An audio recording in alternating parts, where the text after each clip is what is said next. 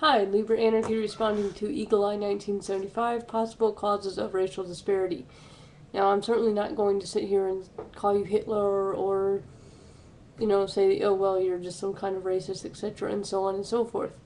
Um, in fact, when you talk about black culture, I will certainly acknowledge that there is I guess, a current running through black culture that says, oh, well, I'm entitled to this because my ancestors were repressed or whatever. Um, that does happen, but and I know people are gonna be like, "What do you know about black culture?" Hello.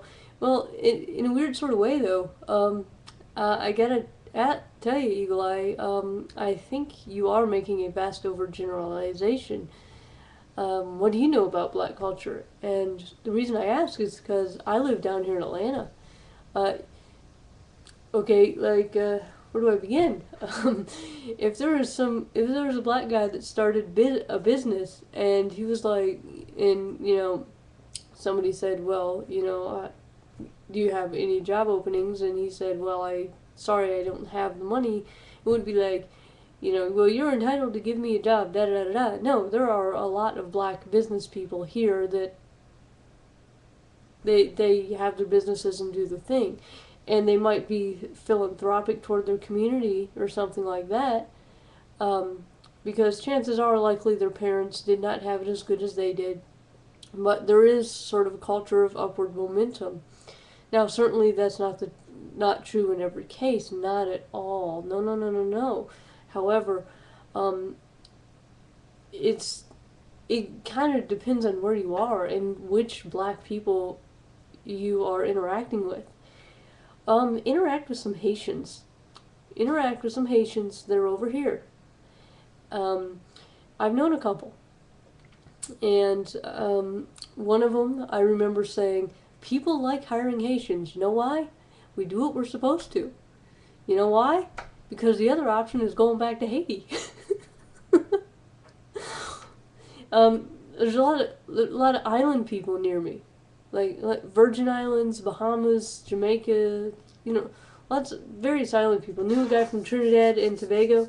It, I mean, they want to work and they want to, get a degree, get educated. They have a work ethic. They don't have this thing of like I just don't want to achieve anything or whatever, or I'm entitled da da da da.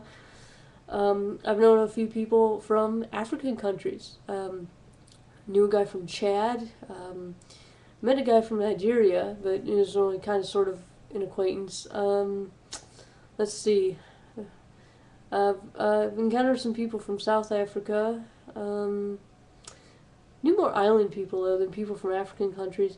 Um, I knew a couple of Ethiopians, and one of my professors was actually Ethiopian slash Somali. So if you've read the book Infidel, I think her name was Hersi Ann Ali or something.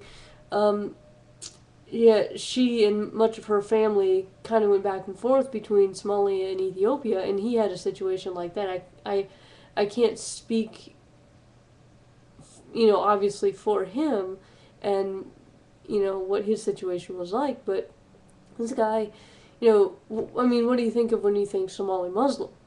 Yeah, you think of a pirate, right? And it's kind of interesting. You and I think this was kind of a dishonest move. Brought up Somalia, like, well, this is what anarchy is. Well, this is what happens when old Big Mouth Sid Barre, or however you pronounce his name, on behalf of the Soviet Union, turned Somalia into a communist hellhole. And keep in mind, not every place is going to be as bad as Mogadishu. And keep in mind, you do have a lot of clans, and you have sort of a system of clan law and clans that look after each other. You do have kind of an emergent system of law going on in the background, and since the communists are out of power, it's actually gotten a little bit better. It's the communists that really turned it into shit, and also the extremist brands of Islam that were imported from Saudi Arabia. So, and he and I would have conversations about voluntary socialism. I shit you not. Okay, now I'm not going to say that he was an anarchist. He wasn't actually. he had this idea of divorce should be illegal. Like, what the hell? But then again, he had some other unusual ideas that weren't, they would have actually been considered very liberal. And I'm not talking about like polygamy or anything like that. He had some ideas of like, well, if the like how to solve the gay marriage issue.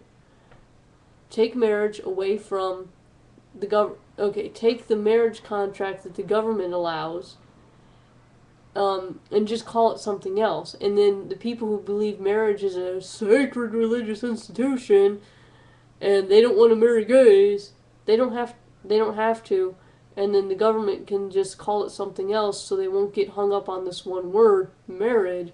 So you can see how, on the one hand, he had some bizarre ideas, and so do I, and we had some really good discussions actually. So yeah, but the reason I bring that up is because the Ethiopians that I knew, and this guy was Somali slash Ethiopian, that same area, they were real nice people and they had a work ethic. But keep in mind, and hell, I've gone out with 3 black guys before. I shit you not at once, but, it's just, why? It's who's there, who meets people, who interacts, one guy may not have been, quote, black. He may have been like a mix. He was from Costa Rica. My point is, which black culture are you talking about?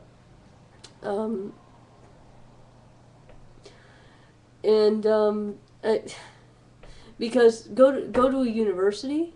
And I'm sure you'll find some people in a university, I'm entitled to this and that, but you'll find white people who do that too. Go to a university, go to a place of business, come down here to Atlanta, and come to a place of business full of black people, you won't get this I'm so entitled reparation mentality.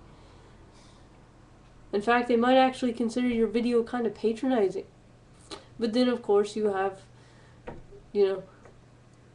parts of black culture that are like, yeah, I'm entitled.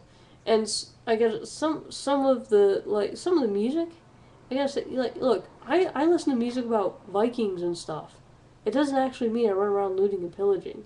It just means that while I'm cleaning my house, I'm listening to music about Vikings and dragons, and, sometimes I'll listen to, like, death metal. It's talking about, like, Lucifer and all this. And, I'm not actually, like, cutting up my dog and cat or anything like that.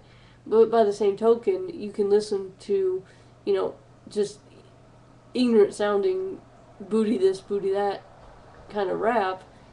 But, you dance to it, you do whatever it is you do, but it doesn't mean that you imitate the behavior that the songs talk about. And I see how people can look at the way someone's dressed and listen and hear the music that they listen to and assume this is what this person is really like.